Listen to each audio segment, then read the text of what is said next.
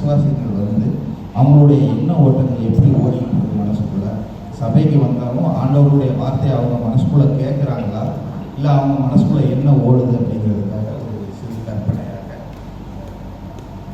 வந்திருக்கக்கூடிய சபைக்கு வந்திருக்கக்கூடிய ஒவ்வொரு விசுவாசிகளையும் நான் ஆண்டவரை இயேசு கிறிஸ்துவினுடைய கிருபையினாலும் அன்பினாலும் வாழ்த்துதலை தெரிவித்துக் கொள்கிறேன்.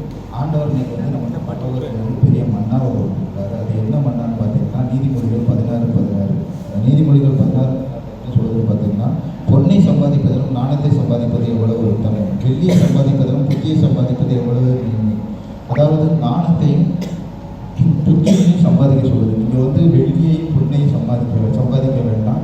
நம்ம நாணத்தையும் புத்தியையும் சம்பாதிச்சோம்னா அந்த நாணத்தையும் புத்தியையும் வச்சு நமக்கு தேவையானதை வந்து ஆண்டவரை இயேசு கிறிஸ்து வந்து நமக்கு நல்ல நாணத்தையும் புத்தியும் கொடுத்தாலும் நம்மளுடைய தேவைகள் வந்து சந்திக்கப்படும். அதுக்காக நம்ம எல்லாரும் கண்களை மூடி முழங்கால் பண்ணிட்டு ஜெபம் பண்ணுவோம். கர்த்தர் தாமே நம்ம ஒவ்வொருவரையும் ஆசீர்வதிப்பார். ஆமென். நான் வேற எல்லாட்டு கறியை வச்சு குழம்பு வச்சுருவாங்க. இவங்க வேற இப்போ நான் ஜெபிங்கிற ஐயோ எனக்கா பசிக்குது வேற. அம்மா அம்மா பசிக்குதா? ஐயோ என்னக்கா இவ்வளோ வேற அவசரமாக வீட்டுக்கு போய் சமைச்சு தரேன். என்னக்கா இவரு எப்பப்பா எப்போதான் முடிப்பாருன்னு பார்த்தா நான்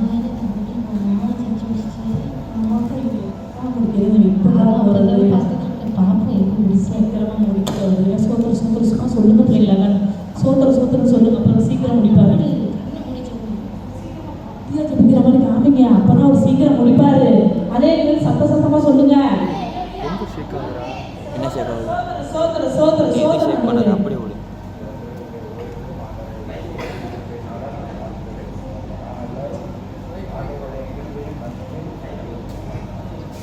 ஆண்டவருடைய கிருபையும் நன்மையும் நம்ம ஒவ்வொருவரோடும் இருப்பதாக.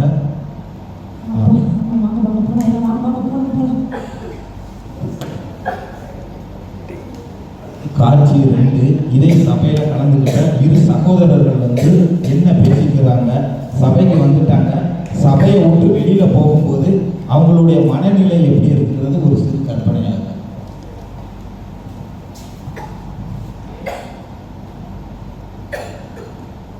அப்புறம் மச்சான் நல்லா இருக்கியா? ரொம்ப நாள் ஆச்சு. என்ன அந்த பக்கம் ஆளே வர மாட்டேங்கிறா?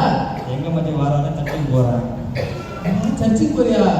இந்த ஞாயிற்றுக்கிழமை சர்ச்சுக்கு போற வேலை, நீ அந்த வேலையை பார்த்துட்டு இருக்கியா? ஆமா மச்சி. ஆமா, அவங்க என்ன சொல்லி தராங்க? சர்ச்சுக்கு போறதான் பரலோகம் போலாங்கிறாங்க. பரலோகம் போலாமாவா? ஏண்டா பரலோகத்தை நான் காட்டுறேன்டா, வாடா. எப்படி மச்சி? பரலோகம் என்ன மச்சி இது? என்ன பாட்டு பாடுற போறா? 120 நாடா தெரியும் உனக்கு? துபாயில வேலை விக்கிற வேலை. மச்சி என்ன மச்சி இது? இது பேர் தான் சொர்க்கத்தை காட்டுறது. எப்படி மச்சி? இதுல ஒரு ரவுண்ட் போட்டோம். ஆனா இங்க எல்லாரும் இருக்காங்க. அங்கே பேசுவோம் நம்ம, சரியா? சரி மச்சி, சரி மச்சி. எனக்கு சொர்க்கத்தை காட்டு மச்சி. உட்கார். ஆமா, கல்யாணம் ஆயிடுச்சா? இல்ல மச்சி. அதான் சர்ச்சுக்கு போற. கல்யாணம்னா சர்ச்சுக்கு போக மாட்டேடா, விட மாட்டாங்க வீட்டுல இருக்கவங்க. ஏன் சொல்லு? நானும் போகலாம் தான் பார்க்குறேன். நீ சொர்க்கத்தை காட்டு மச்சி ஃபர்ஸ்ட். இருடா மூச்சு வாங்குது எனக்கு. ஏன் மச்சி ஒரு ரெண்டு போயிட்டா? ஏற்கனவே காலையிலே அடிச்சிட்டேன் நானு. காலையில தூங்கி எழுந்திரிச்ச உடனே முதல் வேலை சரக்கு. நானும் உடனே ரூம்ல இருந்தேன். அதெல்லாம் தெரியாம போறதுதான் முக்கியம், புரியுதா? அது எப்படி மச்சி? ஆமா, அந்த பாஸ்டர் இருக்காருல்ல, எப்படி சொர்க்கத்தை காட்டுன்னு சொன்னாரு? என்ன மச்சி, அவங்க எதை சொல்றாங்கன்னு ஒண்ணுமே புரிய மாட்டேது. தெரியாம எதுக்கா சர்ச்சுக்கு போயிட்டு இருக்கா? சும்மாதான் டைம் பாஸ் பண்றது. அடுத்த வாரம் சர்ச்சுக்கு போறத பார்த்தா வச்சுக்கோ, அடுத்த வாரம் காலையில என்ன பண்ற? கருவாடு குழம்பு வச்சு நம்ம சைடிஸ் போட சாப்பிடுவோம். சொர்க்கத்தை இருந்தா நான் ஏன் சர்ச்சுக்கு போக போறேன்? சொர்க்கத்தை காட்டுறேன், வா போலாம்.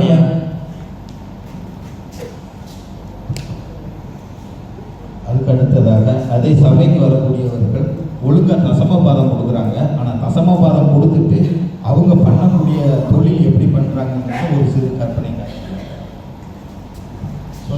நல்லா இருக்குங்களா?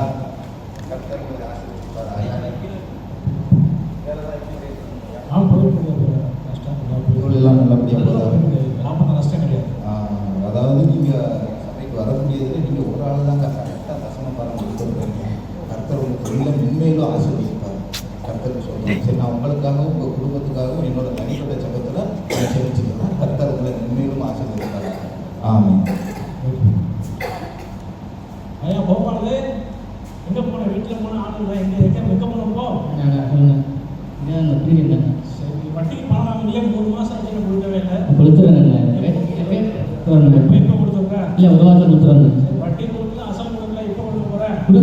பார்க்குறாங்க. இல்லை நான் பக்கத்துலலாம் பார்க்குறேங்க. அடுத்தாக கொடுத்துருவாங்க. 3 மாசம் வட்டி அதிகமாச்சு, அசல் அதிகமாச்சு, எப்போ தர்றேன்? இல்லைண்ணே இப்போ லோன் போட்டுருக்காங்க. இல்லை குழு லோன் போட்டுருக்காங்க. வந்துடுங்க கொடுத்துறேண்ணே. நான் கொடுத்துறேன். எப்போ கொடுத்து சொல்லுங்க? ஒரு வாரத்தை கொடுத்துறேண்ணே. ஒரு வாரத்துக்குள்ள கொடுக்கலாம்னா வட்டி மேலே வட்டி ஆகிடும். சரிங்கண்ணா சரிங்க சரிங்களா? சரிங்க அப்படி கொடுக்க முடியலன்னா வீட்டில் எடுத்து போயிடும். ஆனால் தெரியாதா? சரிங்க இல்லை பார்க்குறாங்க. கொடுத்தது அசல் வட்டியாக சேர்த்து எதிர்த்து சொல்லிட்டு அந்த மாதிரி காசாக கொடுத்தோம். சரிங்க. ஓகேங்களா? சரிங்க. Okay okay okay. அந்த வீட்டில் எல்லாத்தையும் நான் கரெக்டாக சொல்லுங்கள். சரி. அதாவது சபைக்குள்ள வந்து கரெக்டாக தசமபாதம் கொடுத்துட்டு அவங்க என்ன பண்ணுறாங்கன்னா வெளியில் வந்து அநியாய வட்டிக்கு கொடுத்து அநியாயமாக வேணுங்கிறாங்க. இது ஒரு சில இடங்களில் நடக்குது. இது யாரையும் குறிப்பிடுவது இல்லை. அப்புறம் பார்த்தீங்கன்னா ஒரு ஊழியக்காரர் வந்து ஒரு வெளி உலகக்காரர் சந்திக்க போகிறாரு. அவர் எந்த நிலைமையில இருக்கிறார் என்பதை நம்ம ஒரு சிறு கற்பனையாக பார்க்கலாம். நீங்கள் நல்லா இருக்கீங்களா? நல்லா இருக்கேன், நல்லா இருக்கேன் ஐயா. Praise the Lord. கர்த்தர் உங்களை நேசிக்கிறார். Praise the Lord. எதுவும் கறிக்கே எப்போ சொல்கிறேன் புரியல உங்களுக்கு புரியாத பாஷெல்லாம் பேசக்கூடாது சரியா? நான் அதை சொல்ல வரல. நீங்கள் நான் உங்களை பார்த்தேன். நீங்கள் ஏதோ பல மாடி கட்டடத்துக்கு மேலே ஏறுற மாதிரி கட்டவுட்ல ஆமாம், பாலாபிஷேகம் நம்ம தலைவருக்கு பாலாபிஷேகம் பண்ணாமல் வேற யாருக்கு பண்ணுறதா? அவருக்கு பேர் தமிழ்நாடு. எனக்கு தெரியுமா? 2026 அவர் தான் சிஎம். என்னையா சொல்றீங்க? கீழே வந்து பாப்பா பார்த்து யோசிக்க வேண்டாமா? இருக்க பார்த்துக்கோ சரியா? ஐயா காலெல்லாம் இருக்கு. அவர் காலில் வருவார். அவர் தான் தலைவர். அவர் காலில் வருவாரு சரிங்களா? நீங்க தலைவர் நெஞ்சில குத்தி வச்சிருக்கீங்க. உங்க பேரு தெரியுமா? உங்க தலைவருக்கு பேரெல்லாம் தெரியல போவாது. இதெல்லாம் பேசக்கூடாது சரியா? தலைவனுக்காக உயிரையும் கொடுப்போம். தலைவனுக்காக யாரோட கழுத்தையும் அதுவும் நாங்கள் ரெடியாக இருக்கோம். தெரிஞ்சுக்கலாம். உங்களுக்காக உயிரை கொடுத்தவர் ஒருவர் இருக்காரு. நீங்க அவரை நேசிச்சுக்கலாம். பின்னாடி யார் அவரு? ஆண்டவராகிய இயேசு கிறிஸ்து. ஆஹா ஆரம்பிச்சிட்டாங்க. சொல்லு அவர் வந்து உங்களுக்காகவும் எனக்காகவும் இந்த பூமியில பிறந்து அவர் உயிரை கொடுத்து 3ஆம் நாளில் உயிர் தெளிந்து அவர் மறுபடியும் வரப்போறாரு. அதனால நீங்க ஆண்டவராகிய இயேசு கிறிஸ்துவை முழு மனதோட நீங்க ஏற்றுக்கிட்டீங்கன்னா உங்களுடைய வாழ்க்கை மாறும். இந்த மாதிரி நீங்க யாருக்கு முன்னாடி போக வேண்டாங்க. நான் சொல்றதை கேளுங்க. ஏற்றுக்கிட்டா எப்படி வாழ்க்கை மாறும்? ஏசி பங்களான்னு தெரியுமா? ஐயா அது இப்போ நீங்க உங்க தலைவரை ஏற்றுக்கிட்டீங்க. உங்களுக்கு ஏசி பங்களா கிடைச்சிருக்காங்க ஐயா. அவர் தலைவன்.